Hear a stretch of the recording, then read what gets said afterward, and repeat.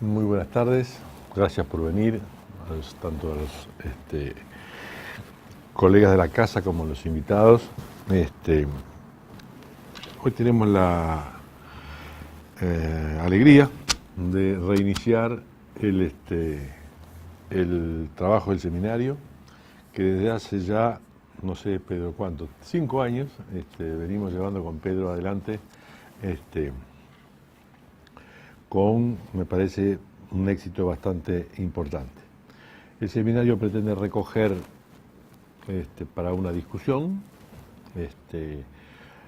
materiales producidos localmente o materiales que están de alguna manera introducidos en el ámbito académico, y su mecánica es fundamentalmente una exposición central, que en este caso va a estar a cargo de nuestro querido amigo y licenciado Igal Gerten, que ahora voy a pasar a presentar, y después, una vez elaborada la filmación, pasamos a tener una discusión abierta sin ningún tipo de registro para que podamos llevar adelante todo tipo de discusiones sin ningún tipo de cortapisa.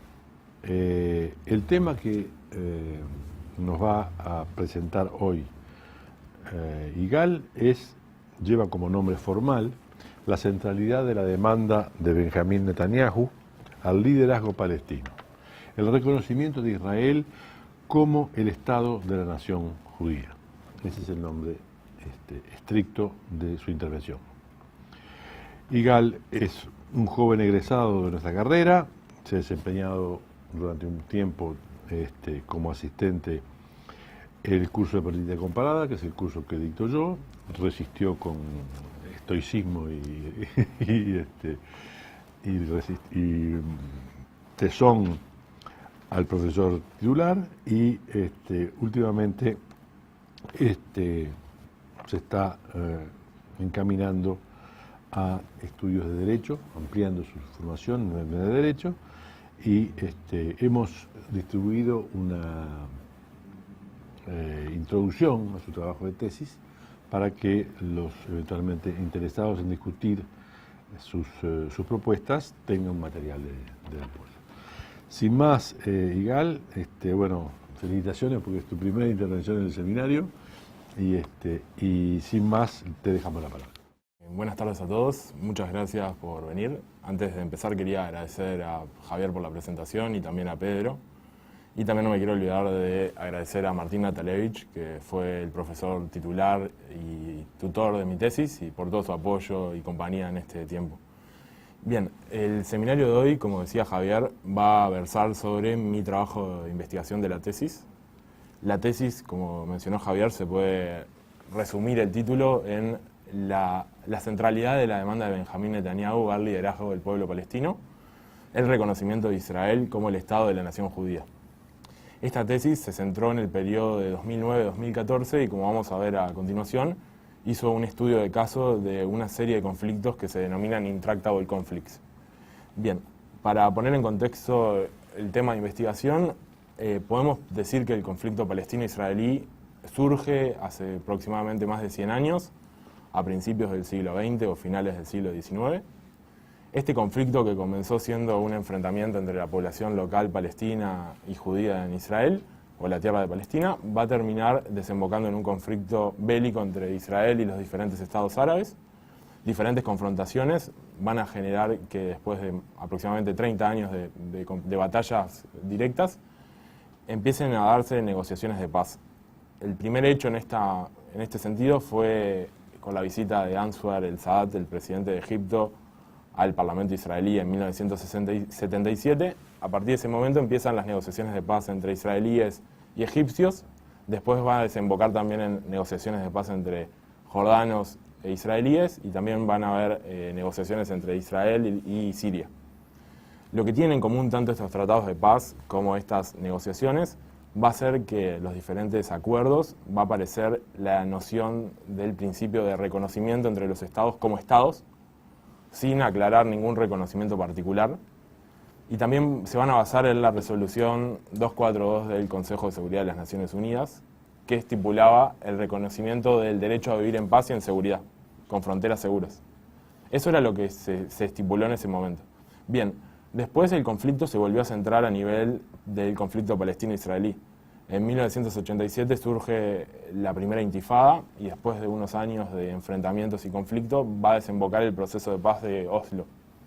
En este proceso de paz va a ser cuando la Organización para la Liberación de Palestina, conocida como la OLP, ofrece el reconocimiento a Israel como Estado y también su derecho de vivir en paz y en seguridad. Como medida, Israel va a reconocer a la OLP como la representante legítimo del pueblo palestino. Sin embargo, después de casi 7 años, 8 años de negociaciones y después también de Oslo se va a pasar a las negociaciones de Camp David, a raíz de la violencia desatada producto de la segunda intifada, el proceso de paz entre israelíes y palestinos va a caer. Recién en 2005 se va a observar alguna acción unilateral por parte del gobierno de Ariel Sharon, que se va a retirar de la Franja de Gaza, y no va a ser hasta el 2007, cuando el gobierno de Ehud Olmert, que se van a retomar las negociaciones de paz.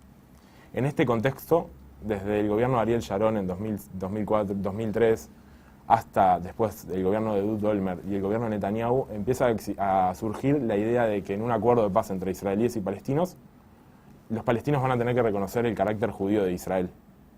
Sin embargo, lo que empieza siendo como algo marginal durante el gobierno de Sharon, empieza a concentrar mayor peso en el gobierno de Olmert y se convierte en una exigencia central en el gobierno de Netanyahu.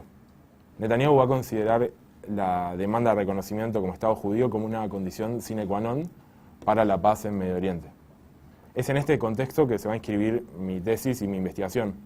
Lo que se propuso investigar específicamente fue analizar los motivos que llevaron a Benjamín Netanyahu a adoptar la demanda de reconocimiento de Israel como Estado judío como demanda central para la paz. Para eso, la investigación propuso la siguiente hipótesis. Sostuvo que Benjamín Netanyahu adoptó esta demanda como consecuencia de haber adoptado una narrativa que retomaba el ethos tradicional del conflicto y como mecanismo para mantener el status quo del conflicto. Ahora vamos a ir viendo qué son estos conceptos. Para poder hacer esta investigación, yo consideré que era relevante desde el punto de vista de los conflictos que se suscitan en el escenario internacional, analizar las iniciativas de paz, analizar también elementos tanto tangibles del mundo material como intangibles para lograr construcciones de paz exitosas. O sea, este conflicto que vamos a analizar no es un conflicto limitado al ámbito material, que eso capaz que rompe los esquemas de lo que estamos acostumbrados en América Latina. Bien, yendo hacia el marco teórico que utilicé para entender la hipótesis, en las relaciones internacionales el paradigma que predominó durante todo el siglo XX va a ser el realismo. Este paradigma se va a centrar en la idea de los actores principales del sistema internacional van a ser los estados, que los estados van a perseguir el interés nacional entendidos en términos de poder, pero siempre todos los conflictos van a ser explicados en términos de pujas por territorios o recursos.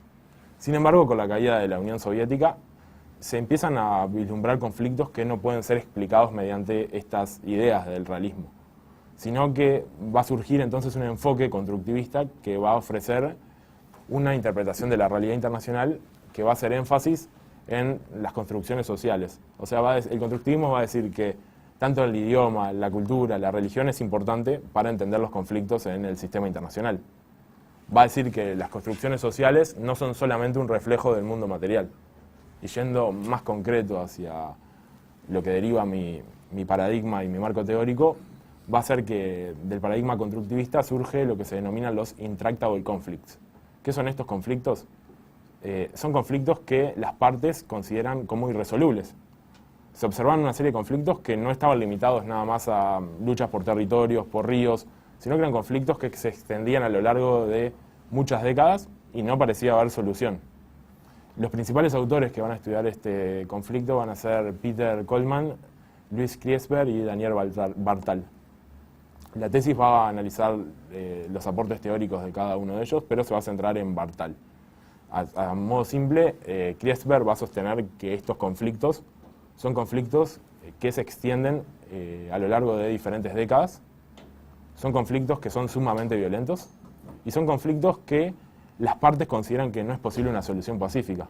Como consideran que no es posible solucionarlo, van a utilizar la violencia.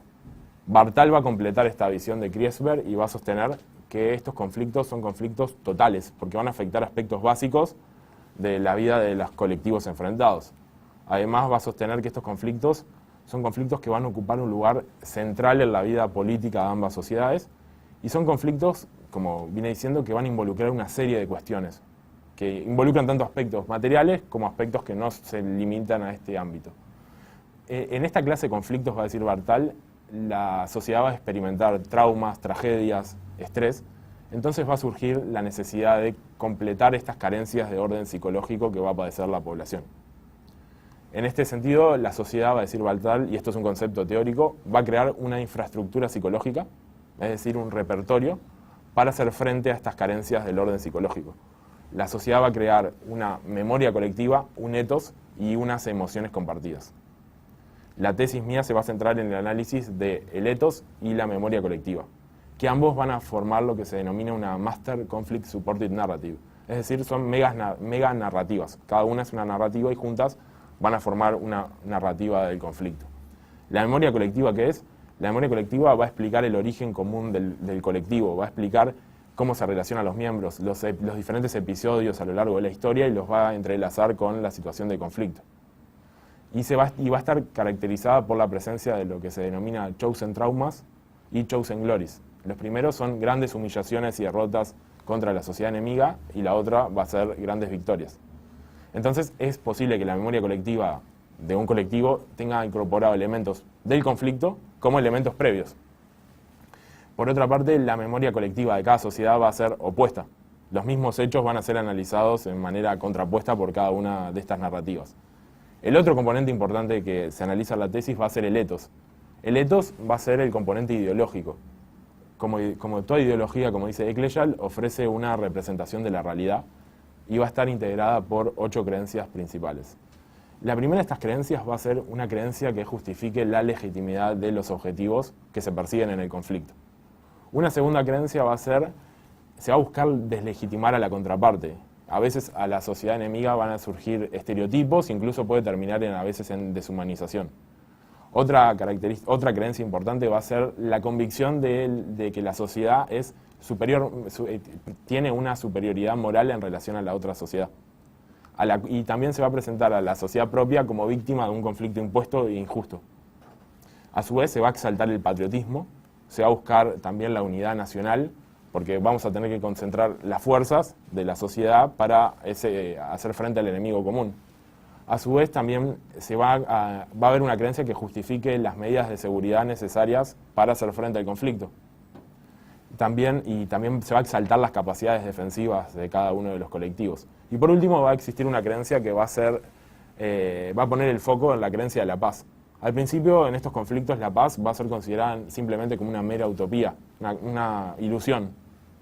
Bien, luego de haber presentado este marco teórico, se puede entender mi hipótesis que hacía énfasis en que Netanyahu retomó el ethos tradicional del conflicto. Y ahora vamos a ir viendo esto.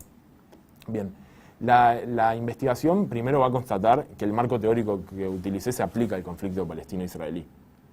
¿Por qué? Porque primero el conflicto israelí es, como les mencioné, es un conflicto que se extiende hace más de 100 años, o sea, cumple el primer requisito, la extensión en el tiempo.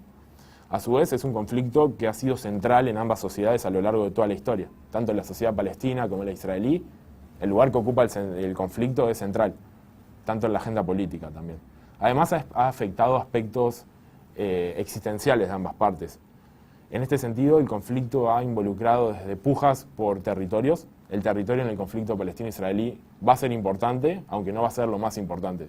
Pero sin dudas el territorio va a jugar un rol importante desde el punto de vista estratégico, desde el punto de vista religioso, y también el conflicto va a involucrar aspectos religiosos, porque ambas sociedades van a considerar que el territorio para ellos, o determinados lugares dentro del territorio, poseen una sacralidad importante.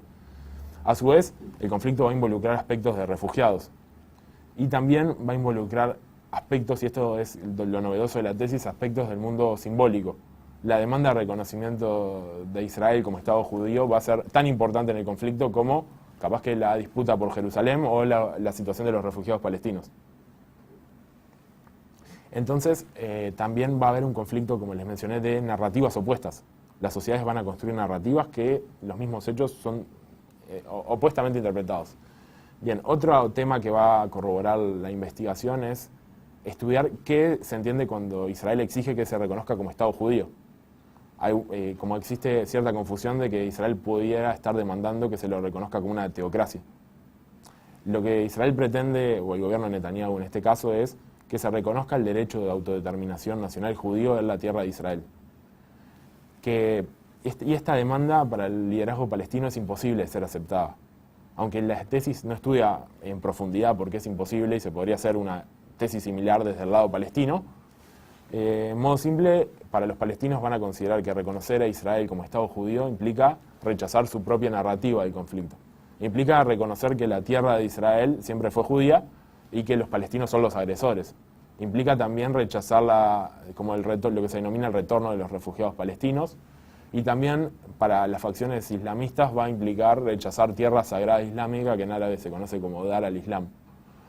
Por eso el liderazgo palestino se opone rotundamente. Cada vez que el gobierno de Netanyahu planteaba que la necesidad de reconocimiento, surgía el rechazo del liderazgo palestino. Entonces, en esta situación se puede explicar cómo llegamos a la narrativa que adopta el mandatario israelí. Bien, en la sociedad israelí se puede decir que la memoria colectiva y el etos se vieron dos momentos centrales. El primero fue desde que comenzó el conflicto hasta 1977, que como mencioné fue cuando el presidente egipcio visitó el parlamento israelí. En este primer momento, la memoria colectiva israelí y el etos lo que van a hacer es justificar la legitimidad exclusiva de Israel sobre todo el territorio. Van a considerar que no existe un pueblo palestino separado y diferente de la nación árabe. Van a negar los derechos de autodeterminación del pueblo palestino. A su vez, se va a hacer un énfasis impresionante en las capacidades defensivas del pueblo judío. Si el judío de la diáspora era un judío débil, que no tenía capacidad de defenderse y termina en la Shoah, el judío que va a construir el sionismo va a ser un judío fuerte que va a ser capacidad de defenderse a sí mismo. Y Israel, como Estado judío entre las naciones, va a encarnar esta actitud defensiva. Asimismo, la sociedad israelí se va a presentar como moralmente superior. Israel va a ser presentado como el representante de Occidente en Medio Oriente, mientras que el lado palestino árabe va a ser considerado como bárbaros, asesinos y terroristas. A su vez, va a existir también la consideración de que Israel es víctima de un conflicto impuesto e injusto, motivado por el antiguo odio antisemita que encarna en el nuevo Estado judío. Asimismo, se va a exaltar la unidad nacional. A pesar de que los inmigrantes judíos vayan a Israel de diferentes países, se va a exaltar esa unidad común del judaísmo por sobre todas las diferencias culturales, lingüísticas. Lo mismo va a existir con el patriotismo. Y en este contexto, la paz en Israel va a ser considerada simplemente como una utopía, y si no hay paz es porque el liderazgo árabe no quiere paz. Israel va a ser representado como un país amante de la paz. Sin embargo, después de la visita de Sadat en 1977, se produce un quiebre dentro de la sociedad israelí. Cae la consideración de la legitimidad exclusiva de Israel en el conflicto, se empieza a reconocer los derechos nacionales del pueblo palestino y el sufrimiento del pueblo palestino. Esto hace que caiga la creencia en la superioridad moral israelí y también disminuya la victimización de la sociedad. El problema que va a traer este cambio es que la sociedad israelí se va a polarizar entre aquellos que estén de acuerdo con este nuevo paradigma del conflicto y aquellos que sostengan el repertorio anterior. Asimismo, la paz va a empezar a ser considerada como necesaria y se va a adoptar una visión más pragmática y se va a empezar a criticar las acciones militares israelíes. El problema que va a surgir en la sociedad israelí es que con la violencia de la segunda intifada, con los centenares de ataques suicidas perpetrados por terroristas palestinos, provocan que caiga y se retroceda en el etos y en la memoria. Va a surgir estereotipos nuevos contra la población árabe, va a aumentar la victimización de la sociedad israelí, también va a aumentar la confianza de la población israelí en el ejército y en las capacidades defensivas, pero lo interesante es que en esta época no se vuelve a rechazar la existencia de un pueblo palestino, sino que se va a rechazar su narrativa. En esta situación y unos años posteriores que llega el gobierno Benjamín Netanyahu, que va a ser el tema central de la tesis. Benjamín Netanyahu va a analizar el conflicto a la luz de lo que él va a considerar como su causa fundamental.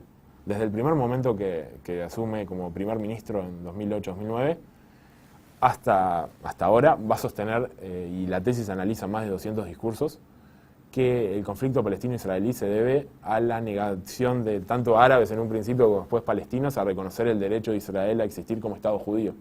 Es decir, a rechazar la presencia judía en la tierra de Israel. Por lo tanto, Netanyahu va a fijar como inicio del conflicto el año 1921, que es cuando hay una serie de rispideces entre la población judía en Yafo y la población árabe. Entonces, ¿por qué cita esta fecha? Porque en esa fecha no existían asentamientos. Entonces va a sostener que el conflicto no se debe por los asentamientos ni por cuestiones materiales, se debe a una causa más simple y fundamental, que es la negativa palestina a reconocer la presencia judía en Israel. Asimismo, Netanyahu va a dar un discurso cuando habla por primera vez del conflicto en 2009, se conoce el discurso como el discurso de la Universidad de Bar Ilan, donde va a sostener que para que haya paz entre israelíes y palestinos, el primer elemento va a ser el reconocimiento y después que los palestinos garanticen las medidas de seguridad de Israel. Entonces Netanyahu genera un quiebre en relación a todos sus antecesores, porque generalmente los líderes israelíes habían empezado negociando en base a cómo iba a ser la delimitación territorial. Netanyahu empieza negociando en base a una demanda intangible y el aspecto de seguridad. Esta visión de Netanyahu del conflicto, algunos autores sostienen que se debe tiene una historia familiar. El padre de Netanyahu fue historiador del sionismo revisionista, y también él formó parte del Likud, del partido de revisionismo sionista, desde que era muy joven. Y también el hermano de Netanyahu fue un héroe militar en la sociedad israelí, en la operación de Entebbe. Entonces estos componentes pueden haber influenciado esta visión y esta consideración de la negativa palestina a reconocer a Israel como Estado judío. Bien, la centralidad esta de Netanyahu se observa en primera instancia por su reiteración. En todos los discursos que Netanyahu habla del conflicto menciona la necesidad de reconocimiento. ¿Por qué es tan importante para Netanyahu el reconocimiento? No es nada más una cuestión de declaración, sino que implica que la situación de los refugiados palestinos se va a resolver fuera de las fronteras de Israel. Implica que en el futuro no van a existir futuras subdivisiones del territorio de Israel, e implica también que los únicos que van a tener derechos nacionales, o sea, de autodeterminación dentro del territorio de Israel, van a ser la población judía. En ese momento Netanyahu va a plantear, y hoy en día se vuelve a discutir lo mismo, la posibilidad de que se establezca una ley básica de Israel como Estado judío. Ya la Declaración de Independencia en Israel había establecido que Israel era un Estado democrático y judío. Lo que busca Netanyahu con esta ley es considerar que dentro de Israel los únicos que tengan derecho a autodeterminación van a ser los ciudadanos judíos. Bien, además Netanyahu va a adoptar entonces, respondiendo a la pregunta de investigación de la tesis, esta demanda y esta exigencia central como un mecanismo, a raíz de que va a adoptar un etos, una especie de retorno al etos tradicional del conflicto. ¿Cómo se ve esto? Se ve primero en la consideración de Netanyahu de la legitimidad de la presencia judía en la tierra de Israel. La tierra de Israel para Netanyahu va a incluir no solo lo que la comunidad internacional considera Israel, sino Jerusalén y también los territorios en disputa en Judea y Samaria o Cisjordania. Para justificar estas acciones, esta legitimidad, Netanyahu va a sostener que razones históricas, religiosas y arqueológicas. En diferentes discursos y en algunos que cito en la tesis dicen que la población judía en la tierra de Israel va a ser la población nativa. La situación de los judíos en Israel no se puede comparar a la situación de los británicos en India o a los de los belgas en el Congo. Además va a usar diferentes profecías para justificar también la presencia en Jerusalén. En segunda instancia va a considerar y va a volver a recalcar la necesidad de Israel como Estado fuerte y la idea de judío fuerte capaz de defenderse a sí mismo. Y en esto se va a inscribir también en la idea de que no va a llegar a ningún acuerdo de paz con los palestinos si no se dan garantías de seguridad para Israel. Estas garantías de seguridad pueden ser la presencia israelí en el Valle del Jordán o que el Estado palestino sea un Estado desmilitarizado y que Israel pueda controlar el espacio aéreo del Estado palestino. Esas son algunas de las exigencias. Además, también en los discursos, aunque no es tema de la tesis mismo, va a estar la exigencia de frenar el programa nuclear iraní constantemente en sus discursos. Por otra parte, Netanyahu va a volver a sostener la noción de que Israel es el Estado representante de la civilización occidental en Medio Oriente. Israel lo va a presentar como una startup nation y como un Estado que va a dar luz al resto de las naciones. A su vez, va a considerar a la contraparte palestina y a las facciones islamistas como bárbaras y fanáticos, que va a mostrar que mientras la población israelí y el ejército se encarga de proteger a la población civil, tanto israelí como palestina, Hamás y las diferentes organizaciones integristas islámicas van a usar a la población civil como escudos humanos. Ahí va a mostrar la superioridad moral de Israel. Por otra parte, Netanyahu va a hacer énfasis continuamente en la idea de que el conflicto se debe, que Israel es víctima, de un conflicto impuesto e injusto y que va a estar motivado por el antiguo odio antisemita. Como antes el odio era hacia los judíos, hoy en la actualidad ese odio va a encarnar contra el Estado judío, que es Israel. Asimismo, en diferentes discursos se va a ver el énfasis de Netanyahu en la idea de la unidad nacional del pueblo judío. Y para eso también va a basarse en cuestiones similares a las vistas en la primera época, en el etos tradicional y en la memoria tradicional del conflicto. Después, Netanyahu también va a hacer énfasis en el patriotismo y para eso va a hacer diferentes proyectos arqueológicos que permitan la conexión de los ciudadanos judíos con episodios en la época bíblica de Israel. Y por último, también Netanyahu se va a presentar como un líder amante de la paz y un líder dispuesto a la paz. Y si no hay paz de vuelta es porque los palestinos se niegan a reconocer al Estado judío de Israel. Pero no solo lo interesante de este retorno del etos tradicional es que Netanyahu, si bien va a poner en duda la existencia de un pueblo palestino, va a reconocer que el pueblo palestino tiene derecho a autodeterminación y va a reconocer que la necesidad de que se cree un Estado palestino. Eso es un avance comparado con lo que vimos hace un rato del etos tradicional. Pero yo considero la tesis que esta centralidad no solo se adopta como una cuestión de narrativas, como mostré con los discursos y las acciones, sino que se utiliza como un mecanismo para mantener el status quo del conflicto. Hay diferentes académicos muy prestigiosos como Alberto Spektorowski o Daniel Bartal que van a sostener esta misma idea. La idea de que Netanyahu, su objetivo central es mantener el estado de situación actual. ¿Cómo sostengo esta situación? Primero, en que en la centralidad de la demanda que utiliza es una demanda imposible de ser aceptada por parte del liderazgo palestino. A sabiendas de que es imposible de ser aceptada, Netanyahu la usa como prioridad central en las negociaciones.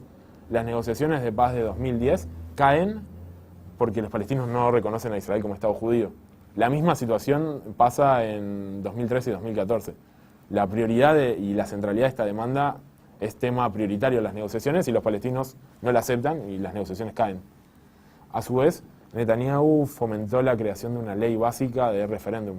Es decir, que cualquier acuerdo de paz o retirada israelí de alguna zona donde se ejercía la soberanía israelí iba a tener que ser aprobada o por mayoría del Parlamento de 2/3 o por referéndum mediante voto de la ciudadanía. Y esto dificulta, sin dudas, el llegar a un acuerdo de paz. Y por último, aunque no es el tema central del conflicto, algunos autores sostienen que esta búsqueda por mantener el status quo se ve en la continua construcción de asentamientos en los territorios de Judea y Samaria o Cisjordania.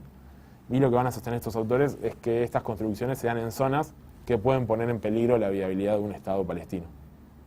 Por lo tanto, la tesis va a concluir que la centralidad de la demanda de Netanyahu se va a deber, por un lado, a la adopción de una narrativa que retomaba el etos tradicional del conflicto, con la salvedad de que Netanyahu reconoce la existencia de un pueblo palestino que va a ser separado del resto del mundo árabe, y como un mecanismo para mantener el status quo. Por mi parte, es todo de la presentación. Muchas gracias.